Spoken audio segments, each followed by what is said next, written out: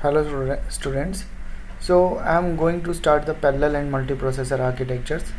In my last lecture, let's discuss about some things of some one of your syllabus.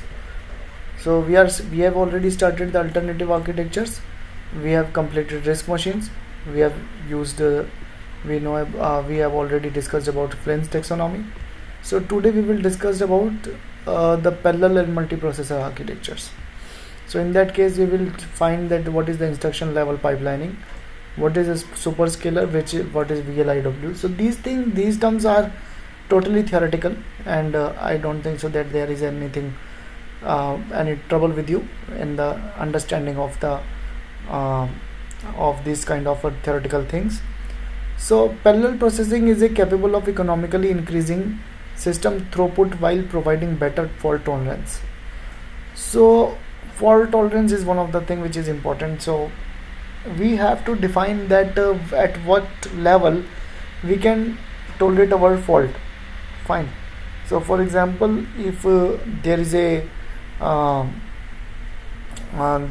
football, you can say there is a cricket match, and if there is some of the negligence may occur in the understanding of the ball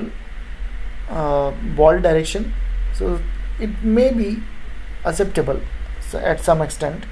For example, 95% it is acceptable, because many computing systems, many cameras are noticing this, and many sensors are noticing the speed of the ball, and there may be some fault tolerance of it. So I can say, so many computing systems are noticing this ball, and this ball is calculated the speed of according to the ball, the speed of the ball, and the image processing tools, the speed of the ball is calculated, and some tolerance is also acceptable over there. Fine. So these things, this is a example of your parallel processing, and we should limit our tolerance, that at what extent the tolerance can be acceptable using the parallel processing systems. Fine. For example, if there is a robot who has a gun, which a thing, or if it is a robot which has a gun, then zero tolerance must be there. So some kind of examples are there which are used for the parallel processing kind of thing. Okay. The limiting factor is that no matter how well an algorithm is parallelized, there is always some portion that must be done sequentially. So it always happen, because we have only one computing system. In that computing system, we have only one processor, and there are many portions in a computing system which are basically sequentials. Additional processor sits idle while the sequential work is performed. So I can say that there are multiprocessor, there are many nodes which are basically having some data and processing on this data, and this process data is moved forward as a output or something like that. Okay. So that may possible that if this processor is having some sequential problem, and this is executing in sequentially, then the other may become idle. So that is the thing which is described here. Thus it is important to keep in mind that an n-fold increase in processing power does not necessarily result in an n-fold increase in throughput. Okay. Recall that pipelining divides the fetch, decode, execute cycles into stages that each carry out a small part of the process on a set of instructions. Ideally, an instruction exists the pipeline during each tick of the clock. Okay, so there are instruction pipelinings. There are some instruction pipelinings. Okay, so the instruction pipelinings are super pipelining, which occurs when a pipeline has a stages that requires less than half a clock cycle to complete. Okay, so it is super pipelining. and the pipelining is equipped with a separate clock running at a frequency that is at least double that of the main system clock. So for example, if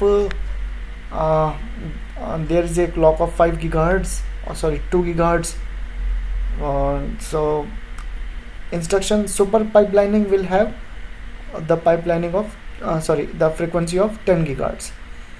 Okay, or if it is a 2, then it is a 4 gigahertz, so that it can complete the task within a limited time amount of the time. Super pipelining is also only one aspect of the superscalar design. So there is a topic in your syllabus. It is a superscalar, and super pipelining is responsible for the superscalar design. So superscalar architectures include multiple execution units such as a specialized integer and floating point adders and multipliers.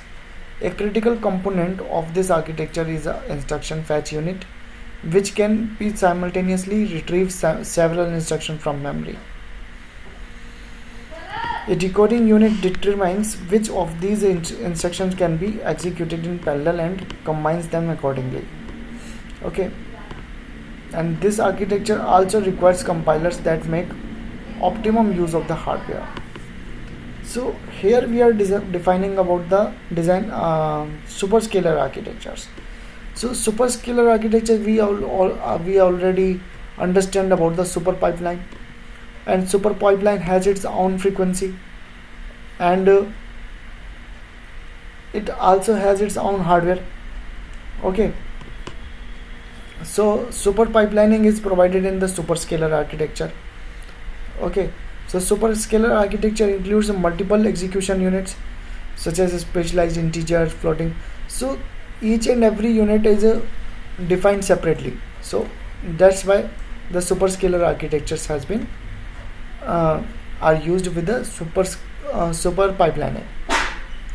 A critical component of this architecture is instruction fetch unit, because after fetching the instruction, the task will be divided into the pipeline, and the pipeline will do its work. So that is the only task which is important here and which is crucial, which can simultaneously retrieve several instructions from memory. A decoding unit determines which of these instructions can be executed in parallel and combines them accordingly. So first of all, we have a memory basically, and from this memory there are number of instructions. Many instructions are fetched and queued, and these instructions are decoded, and after decoding, then the computer decides that which of these instructions can be parallelly executed and which can be sequentially executed. So this architecture also requires compilers that make optimum use of the hardware.